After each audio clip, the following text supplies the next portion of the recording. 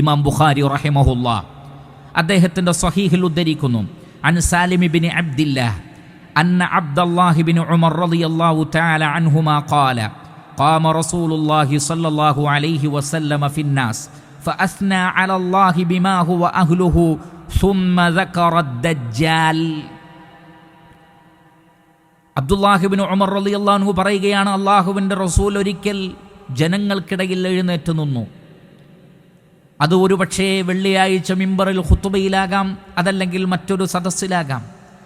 എന്നിട്ട് അള്ളാഹുവിനെ വേണ്ടത്ര സ്തുതിക്കുകയും പ്രശംസിക്കുകയും ചെയ്തതിന് ശേഷം സുമ്മ ദക്കറ ദജ്ജാൽ, അള്ളാഹുവിൻ്റെ പ്രവാചകൻ ദജ്ജാലിനെ കുറിച്ച് പറഞ്ഞു തുടങ്ങി.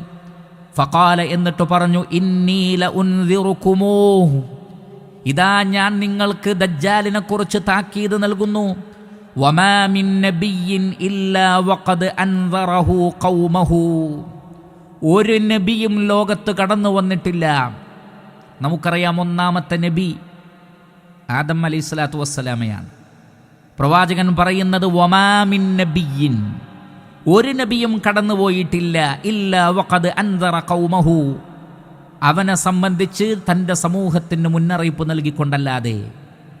അപ്പോൾ ആദം അലൈഹിസ്സലാത്തു വസ്സലാമ മുതൽ അവസാനത്തെ പ്രവാചകനായ മുഹമ്മദ് മുസ്തഫ സല്ലല്ലാഹു അലൈഹി വസല്ലമ വരെയുള്ള 1,24,000-ലധികം വരുന്ന അംബിയ മുർസലീങ്ങളെല്ലാം തന്നെ അവരുടെ സമുദായത്തിന് ദജ്ജാലിനെക്കുറിച്ച് താക്കീത് നൽകിയിട്ടുണ്ടെങ്കിൽ എത്രമാത്രം ഗൗരവപ്പെട്ട വിഷയമാണ് ദജ്ജാലിൻ്റെ വിഷയം എന്ന് നാം മനസ്സിലാക്കുക. അതുകൊണ്ടാണ് പ്രവാചകൻ പറഞ്ഞത്, ഇതാ ഞാൻ നിങ്ങൾക്ക് താക്കീത് നൽകുന്നു. ലോകത്തിലെ എല്ലാ നബിമാരും അങ്ങനെ താക്കീത് നൽകിയിട്ടുണ്ട്. ഇനി എന്തുകൊണ്ടായിരിക്കാം എല്ലാ നബിമാരും എല്ലാ റസൂലുകളും അവരുടെ സമൂഹത്തിന് ദജ്ജാലിനെക്കുറിച്ച് താക്കീത് നൽകിയത്?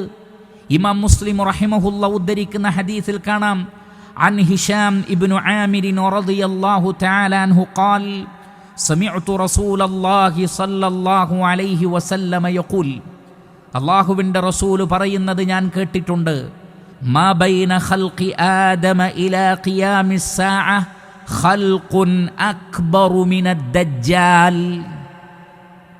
മാ ബൈന ഖൽഖി ആദം ഇലാ ഖിയാമിസ് സാഅ, ആദം അലൈഹിസ്സലാത്തു വസ്സലാമയെ അല്ലാഹു സൃഷ്ടിച്ചത് മുതൽ ഖിയാമത്ത് നാൾ വരെ സൃഷ്ടിക്കുന്ന സൃഷ്ടികളിൽ വെച്ച് ഖൽഖുൻ അക്ബറു മിനദ് ദജ്ജാൽ, ദജ്ജാലിനേക്കാൾ വലിയ ഒരു സൃഷ്ടിയെ അല്ലാഹു സൃഷ്ടിക്കുകയില്ല.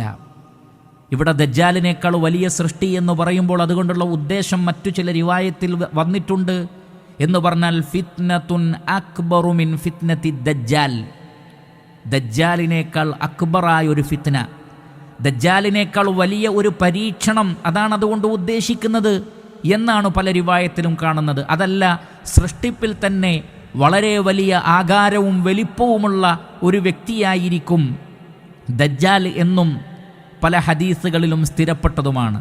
എന്തായിരുന്നാലും ശരി, വലിപ്പത്തിലും ആകാരത്തിലും അതേപോലെ തന്നെ പരീക്ഷണത്തിലും ദജ്ജാലിനെ പോലെയുള്ള ഒരു ഫിത്ന, അതിനേക്കാൾ വലിയ ഒരു ഫിത്ന മാനവ സമൂഹം അഭിമുഖീകരിക്കാനില്ല എന്നാണ് പ്രവാചകൻ പറഞ്ഞിട്ടുള്ളത്.